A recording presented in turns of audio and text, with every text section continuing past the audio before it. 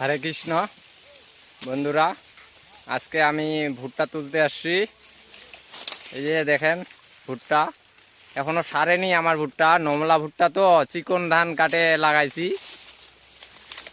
ভুট্টা। এই ভুট্টার জাতটা হলো 30B55।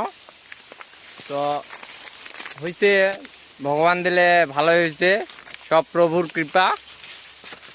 সব ভুট্টায় অবশ্য মোটামুটি বড় বড়ই হয়েছে, দেখেন আপনারা।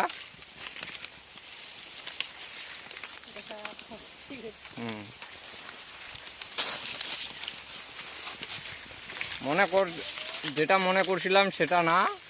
এই 30B55 ভুট্টা জাতটা আসলে ভালো, নইলে নমলা ভুট্টা এত বড় মশা আসে না। তো এবার